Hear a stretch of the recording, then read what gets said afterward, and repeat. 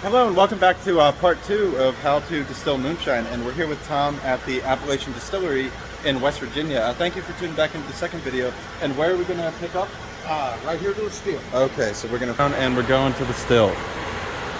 Okay, once it's fermented, once the fermentation is complete, and that means all your sugars are converted over to alcohol, you pump it over here to the still. Just remember to keep yelling. Now the still, we'll fill her up to about that area right there. That way it don't bubble out or anything. We crank her up hot. We run her about 212 degrees. You said 212 degrees is what you're trying to run that at? Yeah. So what's going to happen if you get too high or too low there? Well, we got it set to where it won't go any higher. Okay. So we keep it at that. And what happens is your alcohol evaporates before your water. So your evaporation for your alcohol is going to run up this onion head right here, which is what we call the onion head. And it's going to run up over this way and down this tube right here. And this is really hot. And when it comes up through here, it rises again. It's still in the vapor form. And it runs through these plates, and these are called bubble plates. What this does is it purifies your alcohol and it makes that higher proof. So each time it goes up, it's cleaning itself and it's getting higher proof. The lower proof stuff drops back down and it runs through again. Okay, once it goes through there, it'll run over the top over here to this condenser, and this condenser is what cools the evaporation down back into the liquid state. It'll run out through here, down through the parrot, and back up, and we have a hydrometer here, and the alcoholometer, and that'll actually tell you the temperature of the alcohol, which is 70 degrees, and the proof of it, which I'm running about 161, 162 right now, and right there is your pure moonshine. So I can stick my finger in there and taste it? That, you can feel that it's not thin, it is greasy. So just finger in? Yeah, just finger in, and you can give it a taste, and you'll notice it kind of opens your breath like a wintergreen net, and then you feel the taste the corn and the sweet. Yeah, it's really, really sweet. And it don't burn yet. Like some alcohols just take a mouthful, it's like bang, it's a burn. This is not a burn. Wow. No, that's incredibly smooth. And that's at 160 proof. So, and is that going to taste, let's say that you bottled it, like right after this, would it maintain that same flavor? Yep. Wow. Wow. Okay. Man, I can't believe how deliciously smooth that is. And you said what temperature is it coming out at? Should be right about 70. About okay. 70, 71. And are you trying to keep it at that temperature? I like to keep it about 70. You can actually go colder and it'll actually do a smaller stream. If I keep it at 70, it's a good steady stream. If I let it get hotter, it'll actually be even a larger stream. Okay. It's just pumping more alcohol. Now, is the cheesecloth in here just to prevent splashing and splashing and gnats? Every now and then you get a gnat fly around. Oh, okay. Gnats love moonshine, and when they get it, they'll come over top of it. They'll just black out. All of them. They will actually pass out from the vapor. Yeah. Okay. But so that whole all down, that's just a bunch of shine. Yep. That's a whole bunch of shine. Oh man. Okay, and so Freems was explaining this a little bit. Is moonshine just unaged whiskey? Kinda, yeah. Yeah. What would be a little bit more that you would like to you? What is moonshine, or what does moonshine mean to you? It seems that there's a lot of different things out there. What the true saying about moonshine is only moonshine if it's made out in the woods and not legal. Okay. That's where they catch you.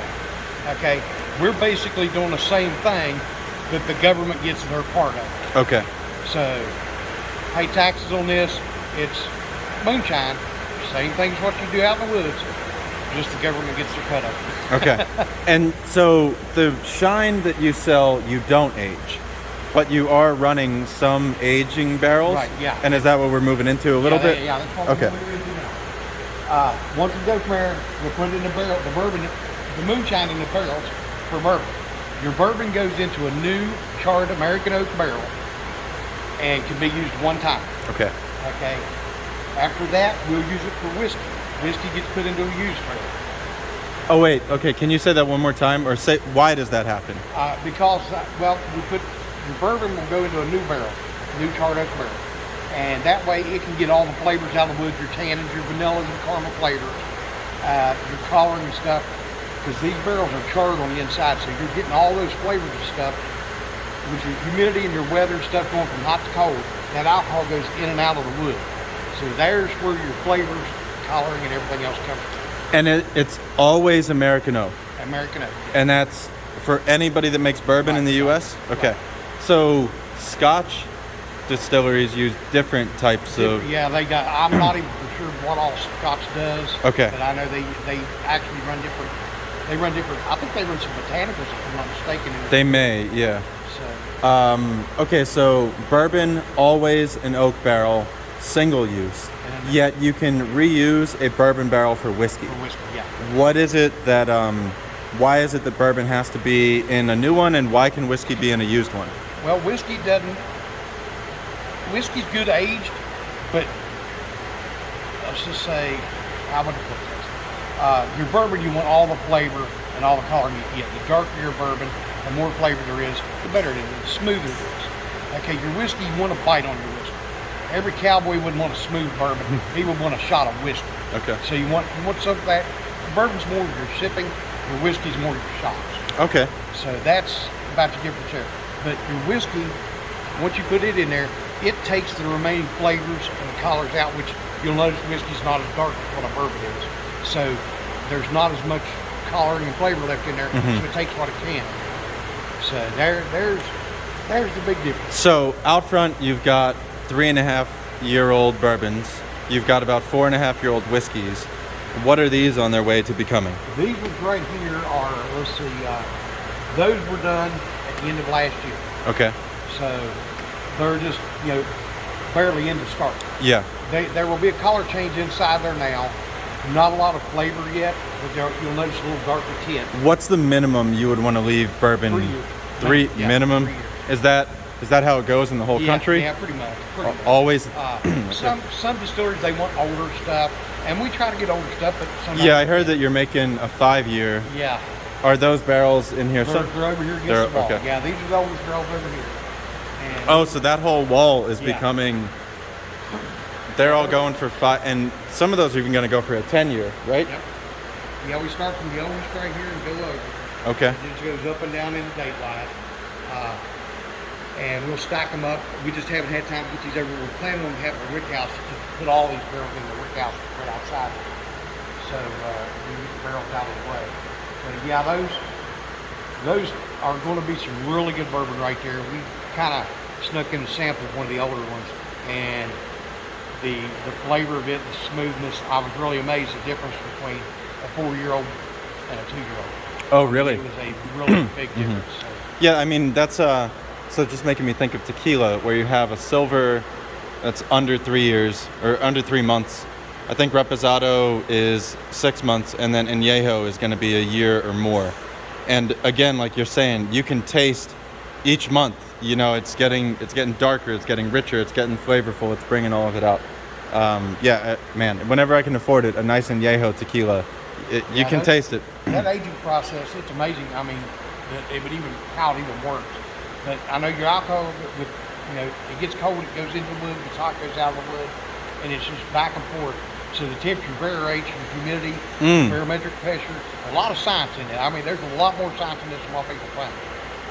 Even the backwood guys, they've got their own do you purpose. want a lot of temperature variance, or do you want it to stay mostly stable while you're doing the I aging? want the temperature variance. Oh, so you want it all to fluctuate and and just fluctuate back and forth. Okay. I mean, if I could have it, if it wasn't for the ferment tanks, we could have it like 50 degrees in here one day and 90 degrees the next. Really? I mean, that would really. Is there a too hot to get? Not that I know of. Is there a too cold? Well, okay, I mean, no, it wouldn't freeze. I mean, you could freeze it, but it'd have to be really below, way below. Yeah. Way below. Yeah. Or not. Yeah, I mean, just your temperature, it goes anywhere from 76 to 86 in here. Okay. So, that little bit of temperature variance really does a lot more than what you're doing. Is this what's this below? This is the corn. This is the corn. Flake corn, yeah. Okay. What color? It's just yellow corn, and Okay. it's a pretty much a flake corn. It's rolled. Okay. We have a local guy that does it for us. He gets the corn, and he takes care of it, and grinds it and everything. How many How many acres of corn do you think that you're going through here a year? I couldn't even come close to the county. Okay. A lot. How many acres do you think it took to produce maybe what's here? Oh, I'd say, I think that flake is 2 or 3 acres. What's up? About 2 or 3 acres, probably. For each pallet? Yeah, 3 pallets, probably. Be So my guess. 2 or 3 acres per pallet. Okay. How much shine do you think you can get out of a pallet here? Well, there's about 3 loads of pallets, so about 300 gallon, 400, 400. 300 or 400 gallons, Depending on your, which is going to be,